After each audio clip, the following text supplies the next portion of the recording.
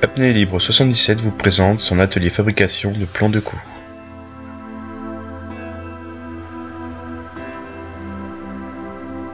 Le matériel nécessaire à sa fabrication.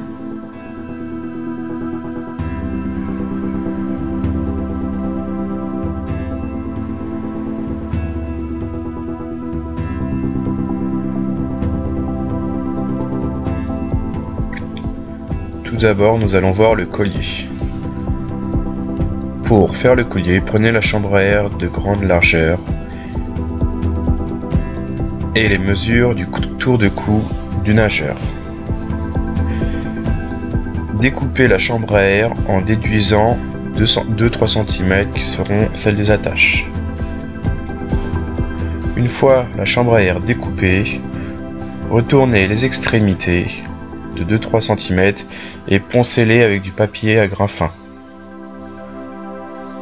Une fois poncé, nettoyez ces parties avec de l'acétone afin de dégraisser. Les attaches. Pour les attaches, prenez la chambre à air de plus petit calibre et découpez-y 4 morceaux de 4 cm.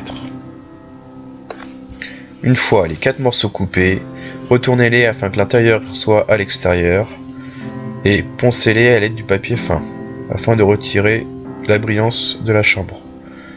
Une fois poncés, nettoyez-les à l'acétone afin d'enlever la poussière et le gras.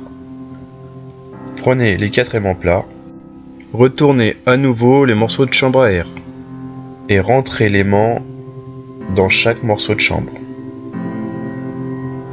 Pour cela, nous devons rentrer l'aimant afin de laisser 1 mm entre l'aimant et l'extrémité de la chambre.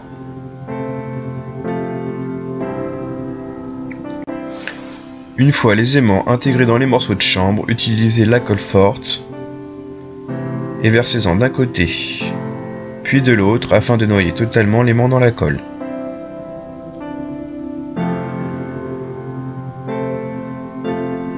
Ensuite, calez le morceau de chambre entre 2 épaisseurs de mousse et de cale et à l'aide de tasseaux et d'un serre-joint, serrez fortement afin que la chambre adhère complètement autour de l'aimant.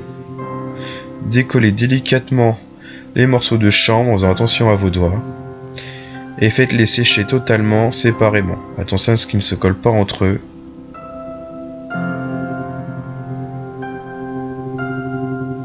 Voici les attaches terminées.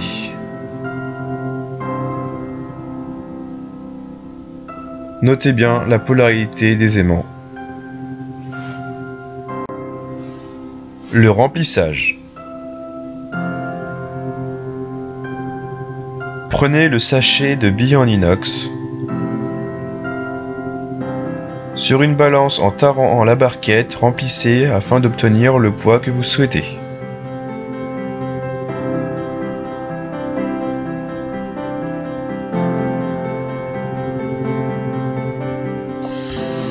En maintenant les extrémités de la chambre retournées, mettez d'un côté un trait de colle afin de faire l'étanchéité de la chambre pour ne pas que les billes s'échappent.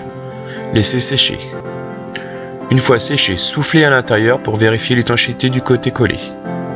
Après vérification, rabattez l'extrémité collée et y intégrez 2 des attaches. Noyez les attaches dans la colle et à l'aide des mousses, des cales et du serre-joint, maintenez le tout serré afin que la chambre adhère aux 2 attaches.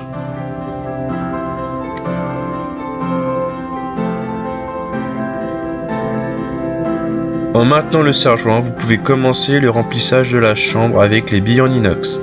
Utilisez un entonnoir ou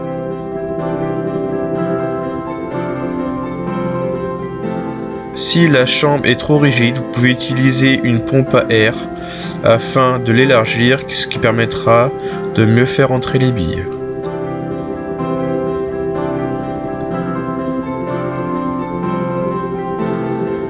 Après avoir rempli la chambre avec les billes nécessaires pour le plomb de cou, refermez l'extrémité comme vu précédemment lors de la première, c'est-à-dire mettre un trait de colle afin de faire l'étanchéité. Rabattez l'extrémité de la chambre, intégrez les 2 attaches, noyez-les dans la colle et à l'aide des mousses, des cales et des serre-joints, serrez fort afin que la membrane adhère aux attaches.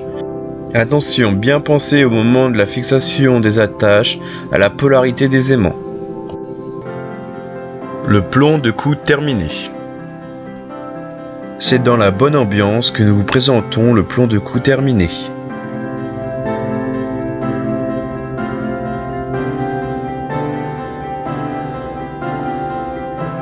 Petite astuce. Afin de différencier son plomb de cou sur le bord du bassin, il est conseillé d'y ajouter quelques morceaux de scotch électricien de couleurs différentes afin de le différencier.